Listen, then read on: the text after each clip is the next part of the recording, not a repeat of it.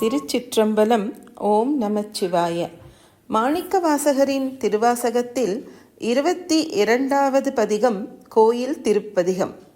தில்லைக்கு வா என்று திருப்பெருந்துறையில் அழைத்த சிவபெருமானிடம் அருள் புரிய வேண்டி தில்லையில் பாடியது இப்பதிகம். தில்லையில் பாடியதால் கோயில் திருப்பதிகம் எனப்படுகிறது. தில்லையை கோயில் என்று குறிப்பிடுவது மரபு. இது 8ஆம் திருமுறையாகும். அனுபோக இலக்கணம் சிவானந்த அனுபவத்தின் இயல்பு. எழுசீர் கழி நெடிலடி ஆசிரிய விருத்தப்பா. கோயில் திருப்பதிகம். மாறினின்றென்னை மயக்கிடும் வஞ்ச புலனைந்தின் வழியடைத்தமுதே ஊரினென்றென்னுள் எழுபரஞ்சோதி உள்ளவா காண வந்தருளாய் தேரலின் தெளிவே சிவபெருமானே திருப்பெருந்துறையுரை சிவனே ஈரிலா பதங்கள் யாவையும் கடந்த இன்பமே என்னுடை அன்பே. மாணிக்கவாசகர் தொடங்குகிறார். தேனிலும் தெளிவான தேனானவனே, சிவபெருமானே, திருப்பெருந்துறையில் எழுந்தருளி இருப்பவனே, அழிவில்லாத பதங்கள் எல்லாவற்றையும் கடந்து அப்பாற்பட்டவனே, இன்பமயமானவனே, அன்பே சிவமாதலின் அன்பானவனே. மாறி நின்று மயக்குதல் என்பது நன்னெறியில் செல்லும் போதெல்லாம் என்னை வஞ்சகமாக தன் வழியில் இழுத்துச் செல்லும் நம் ஐம்புலன்களின் வழிகளை அடைத்து என்னுள்ளே உன்னுடைய இன்பம் ஊறும்போது அப்புலன்கள் செயலற்று நின்றுவிடும்படி என்னுள் எழக்கூடிய மேலான ஒளியே, நான் உன்னை உள்ளபடி கண்ணால் காணும்படி நீ எழுந்தருள்வாயாக என்று பாடுகிறார். 2வது பாடல்.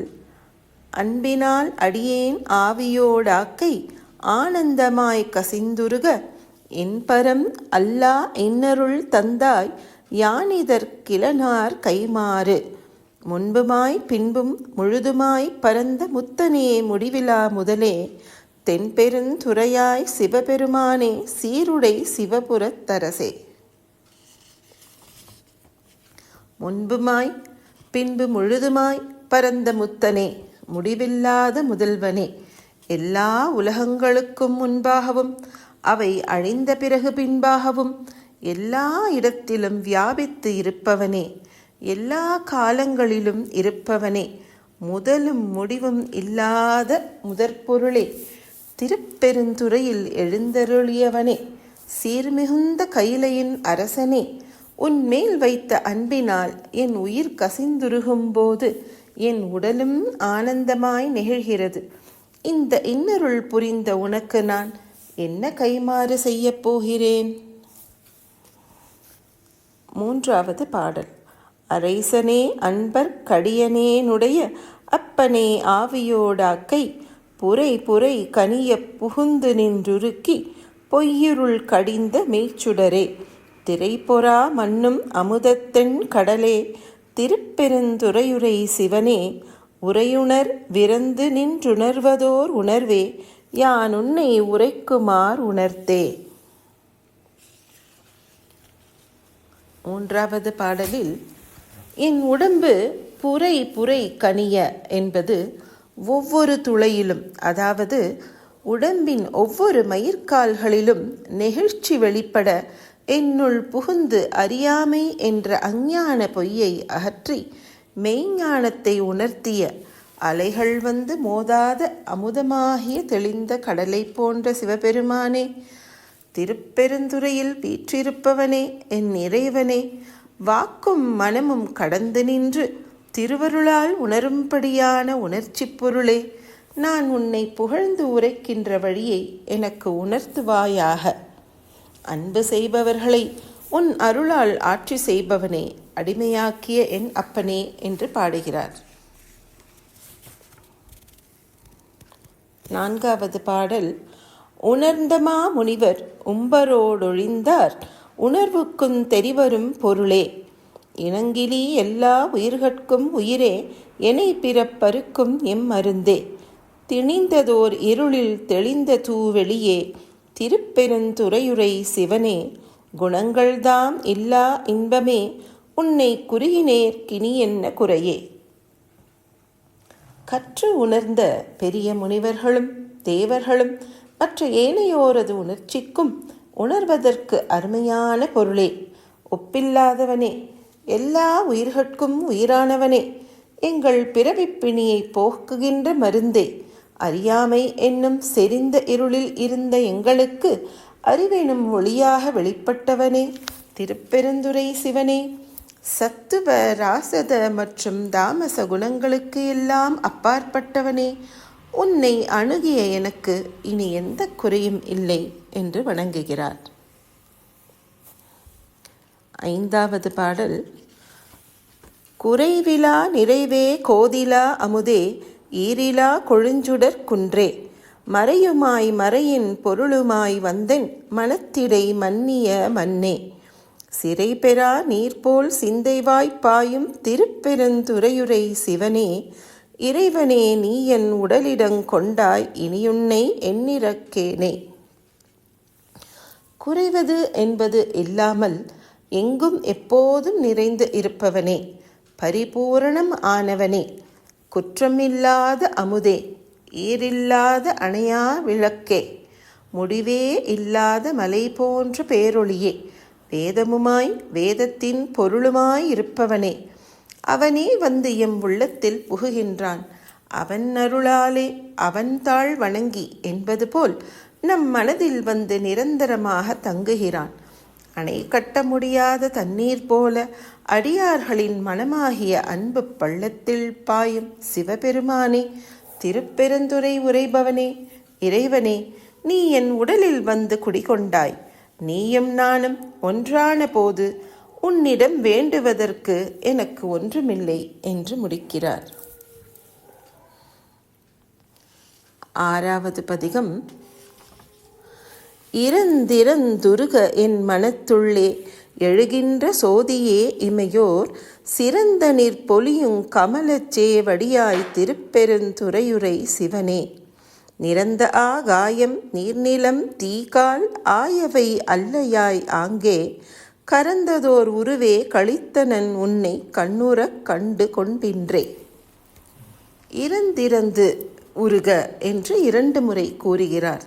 இடைவிடாது வேண்டி உருகும்போது என் மனத்துள்ளே தோன்றுகின்ற ஒளியே, ஒரு முறை இறந்தால் போதாது, அவனை இடைவிடாது வேண்ட வேண்டும். தேவர்களின் தலைமீது விளங்குகின்ற தாமரை மலர் போன்ற திருவடிகளை உடையவனே, திருப்பெருந்துறை உரை சிவபெருமானே, எங்கும் நிறைந்த ஆகாசம் நீர் பூமி நெருப்பு காற்று ஆகியவை அல்லாதவனாயும் இருந்து அருளால் மட்டுமே காணக்கூடியவனாகி இருக்கின்றவனே, என் அகத்துள்ளே எழுந்தருளிய நீ புறத்தேயும் தோன்றி காட்சியளித்தாய், அதனால் கழித்தனன் கண்ணுறக் கண்டு என்று மணிவாசகர் குறிப்பிடுகிறார். 7வது பாடல். இன்றெனக் கருளி இருள் கடிந்துள்ளத் தெழுகின்ற ஞாயிறே போன்று நின்ற நின் தன்மை நினைப்பற நினைந்தேன் நீயலால் பிரிது மற்றின்மை, சென்று சென்றணுவாய் தேய்ந்து தேய்ந்தொன்றாம் திருப்பெருந்துறையுரை சிவனே, ஒன்று நீ அல்லை அன்றியொன்றில்லை யாருன்னை அறியகற்பாரே. இந்த 7வது பாடல் திருவாசகத்தின் இதயப்பாட்டு என்று கருதப்படுகிறது. ஒன்று நீ இல்லை அன்றி ஒன்றில்லை, உன்னை அன்றி வேறு பொருள் இல்லை, காணப்படுகின்ற ஒரு பொருளும் நீ இல்லை, உன்னை யாரே அறிய முடியும்? புற இருட்டை நீக்குகின்ற சூரியனைப் போல அகையிருளாகிய அறியாமையை சிவபெருமான் அகற்றி மாணிக்க வாசகருக்கு அருள் புரிந்தார். வேறு எந்த நினைவும் இல்லாமல் இதையே நினைக்கிறார் மாணிக்க வாசகர். அதைத்தான் நினைப்பற நினைந்தேன் என்று கூறுகிறார். சிவம் என்னும் சக்தி ஒன்றே நிரந்தரம், மற்றதெல்லாம் கொஞ்சம் கொஞ்சமாக தேய்ந்து என்பதை அணு அணுவாய் தேய்ந்து என்று குறிப்பிடுகிறார். கொஞ்சம் கொஞ்சமாக தேய்ந்து சிவத்தில் ஒன்றாக ஐக்கியமாகிவிடும். பிறகு அதிலிருந்து ஒவ்வொன்றாக விரியும். இதை யாரால் முழுமையாக அறிய முடியும் என்று வியந்து திருப்பெருந்துறையுரை சிவபெருமானை துதிக்கின்றார் மாணிக்கவாசகர். 8வது பதிகம். பார்ப்பதம் அண்டம் அனைத்தும் முளைத்து பரந்ததோர் படரொளிப் பரப்பே, நீருரு தீயே நினைவதேல் அறிய நின்மலா நின்னருள் வெள்ள, சீருரு சிந்தை எழுந்ததோர் தேனே திருப்பெருந்துறையுரை சிவனே, ஆருர வெணக்கிங்கார் அயலுள்ளார் ஆனந்தம் ஆக்குமென் சோதி. பாரிலுள்ள படைத்த பொருட்கள் எல்லாம் அவை சென்று சேரும் பதங்களும் அனைத்துமாய் இருந்து அவற்றை உள்ளடக்கியதுமாய் உள்ள படருகின்ற ஒளிப்பிழம்பே, நீரில் கலந்துள்ள நெருப்பை போன்றவனே, நினைப்பிற்கு அருமையான தூய பொருளே, உனது திருவருள் பாய்ந்த சித்தத்துள் உண்டாக்கிய ஒப்பற்ற தேனே, திருப்பெருந்துறையுரை சிவனே, எனக்கு இன்பத்தை உண்டாக்குகின்ற என் ஒளியுடை பொருளே, இங்கு எனக்கு உறவாயிருப்பவர் யார், அயலாயிருப்பவர் யார் என்று கூறி முடிக்கிறார். இறைவனின் அடியார்களுக்கு உறவும் பகையும் இல்லை என இங்கு கூறப்படுகிறது. 9வது பதிகம். சோதியாய் தோன்றும் உருவமே அருவாம், ஒருவனே சொல்லுதற்கரிய ஆதியே நடுவே அந்தமே பந்தம் அறுக்கும் ஆனந்தமா கடலே, தீதிலா நன்மை திருவருட்குன்றே திருப்பெருந்துறையுரை சிவனே, யாது நீ போவதோர் வகையெனக் கருள்வாய் வந்து நின் இணையடி தந்தே. ஒளியாய் தோன்றும் உருவமே, அரு ஆம் என்றால் உருவமில்லாத ஒப்பற்ற பொருளே, வாக்கினால் சொல்வதற்கு அருமையான எப்பொருளுக்கும் முதல் இடை கடையாய் இருப்பவனே, பிறவித் தலையை ஒழிக்கின்ற பேரின்பப் பெருங்கடலே, தீமை கலவாத நன்மை உடையவனே, திருவருள் மலையே, திருப்பெருந்துறையில் வீற்றிருக்கும் சிவபெருமானே, குருவாய் எழுந்தருளி வந்து உன்னிரு திருவடிகளை எனக்கு அருளிய பின் நீ என்னை விட்டு எங்கே எப்படி போக முடியும், எனக்கு அருள்வாயாக என்று கூறுகிறார். இறுதி 10வது பதிகம். தந்ததுன் தன்னை கொண்டதென்றன்னை சங்கரா ஆர்கொலோ சதுரர், அந்தமொன்றில்லா ஆனந்தம் பெற்றேன் யாது நீ பெற்றதொன்றென்பால், சிந்தையே கோயில் கொண்ட சிவபெருமான் திருப்பெருந்துறையுரை சிவனே, எந்தையே ஈசா உடலிடங் கொண்டாய் யான் இதற்கிலன் ஓர் கைமாறே. மாணிக்கவாசகர் இறுதியாக கூறுகிறார், எனது சித்தத்தையே திருக்கோயிலாக கொண்டு எழுந்தருளிய எமது தலைவனே, திருப்பெருந்துறையுரை சிவனே, என் தந்தையே ஈசனே, எனது உடலை இடமாக கொண்டவனே, கோயிலாக கொண்டவனே, எனக்கு நீ கொடுத்தது உன்னை, அதற்கு ஈடாக நான் என்னை எல்லையில்லா ஆனந்தம் பெற்றேன். நீ என்னிடமிருந்து பெற்றது ஒன்றுமில்லை. நாம் இருவரில் திறமையுடையவர்கள் யார் என்று வாதாடினால் நானே திறமையானவன். நான் உனக்கு கொடுத்தது ஒன்றுமில்லை.